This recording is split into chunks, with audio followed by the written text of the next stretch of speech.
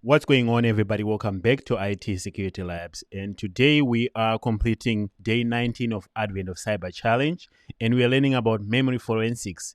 This is by far one of my favorite things to learn because I've not done this for work, but I like to see what other people on other sides of cybersecurity do. So we did this last year during the Advent of Cyber, and we're doing it again, learning about volatility. In particular, we're going to learn what memory forensics is and how it's used in digital investigations. You should be able to understand what volatile data is and memory dumps are, and also learn about volatility, which is a tool that we use to interact with memory dumps. Before we jump into the activity, let's just do a quick analysis here. What is memory forensics? In this case, they say memory forensics, also known as volatile memory analysis or random memory analysis or RAM forensics, is a branch of digital forensics. It involves the examination and analysis of computers' RAM to uncover digital evidence, artifacts related to computer security incidents, cyber crimes, and other forensics investigation. So when your computer is running, it runs some things in memory, and defenders can capture that memory and see what was happening at a snapshot in time in the computer's memory. And that could be commands that you ran, passwords that were saved, or anything that people might have deleted, but they're still in the memory. So this is a very important topic. Then finally, a memory dump is a snapshot of memory that has been captured to perform memory analysis. So in our machine today, we're going to be working with a memory dump. So think of a computer that was running, then someone took a capture of what is in the memory, in the RAM, and that's what we're working with here. First, they say we will be using a volatility tool, which is a command line tool that lets digital forensics and incident responders analyze memory dumps to perform memory analysis.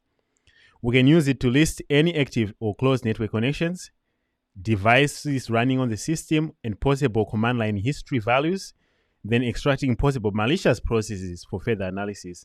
And there's even more things that you can do. So let's go to our machine and see if we have our vol.py, cd to desktop, and we have evidence, and in here we do have our Linux mem. So coming back here, they're saying run vol.py info. This will show us information about our tool volatility. This is in our path. So you notice that we have a lot of things that we can do. It's a big list of what we can get from memory, including some profiles for different computers, operating systems. Now, what they're saying is we'll see this, which we just did, and we copy this package here. All right. And after we copied, let's check to make sure that our profile for Ubuntu is set. All right, so that's what we just did there. And now we have a profile for our machine. So to run against our memory dump, we can say volatility, then F for the profile. In this case, we're using the Linux memory file, and then we specify the profile that we have. So this is what we'll be running the entire time, saying, hey, volatility, let's use this dump here and using the Ubuntu profile. Then from there, we can run different commands. Like, for example, we can call a plugin for bash history and check for bash history. So if someone was typing commands in that machine, this bash underscore history will extract from memory that part of the profile. And this is also true if they were running, commands. If they were not using the command line, there'll probably be nothing there. There we go. So they're signing into a MySQL server as root, and here's a password for the root user. So let's grab that. So we'll be going back to the instructions and coming back here to answer the questions. And what is the PID of the miner process that we find? So let's go and find out how they're finding PIDs. So to find PIDs, they're using the module Linux plist. So everything is going to be the same except for that Linux plist.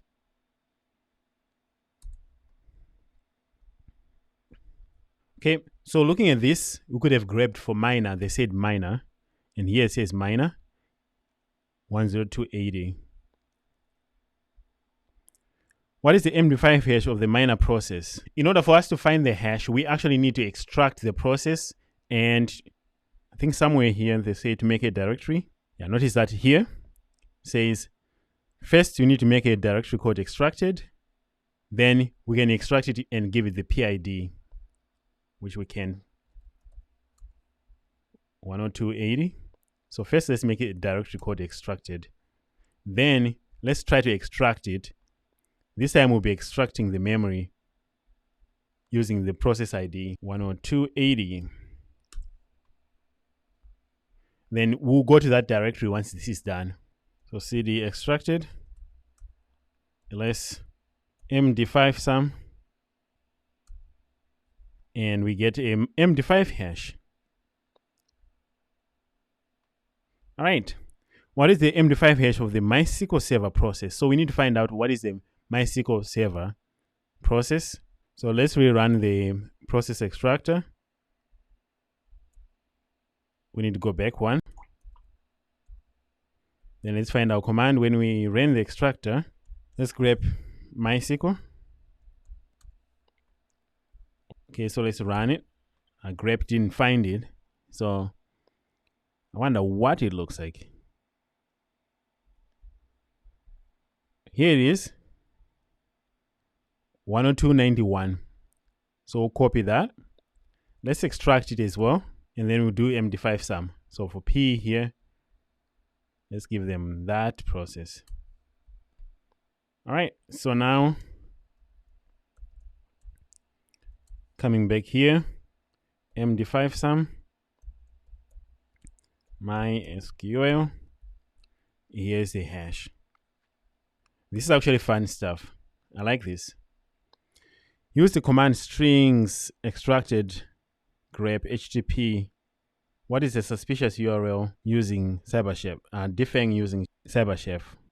Okay, we can do that. 102.80 is the PID.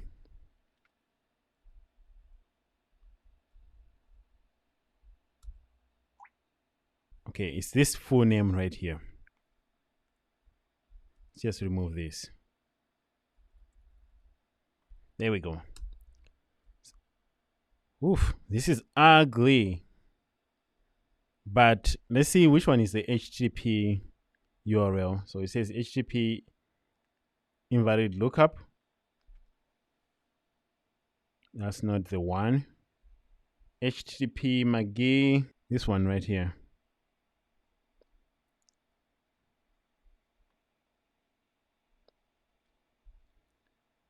We can use CyberChef to defang it, but I know how to defang thing.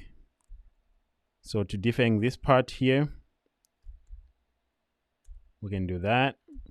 And that's what pretty much CyberChef would do for you. All right, so I'm impressed by my defang skills here.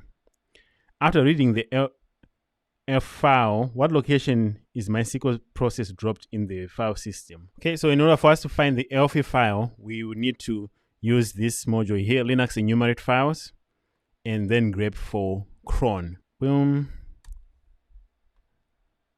We could have grepped for ELF as well, but let's just see what happens. Okay, so as you can see here, our ELF file is right here. So we can copy that. Is that the same? Yeah, so it's still the same E8. So this command here is valid for us to extract it. Once it's done, we can get that ELF file and see what it says. All right, so let's go to the extracted folder. Here's our ELF file. Let's open it. So here's the cron job that was running for my SQL Server.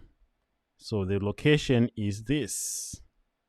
So this is a cron job calling MySQL Server from that path. And boom. Now we have one more skills in our belt, volatility. If we ever get a memory dump, at least we can stumble around and be able to read things. I hope you learned something today. If you did, please remember to like, subscribe, and share my videos. Otherwise, I hope to see you next time.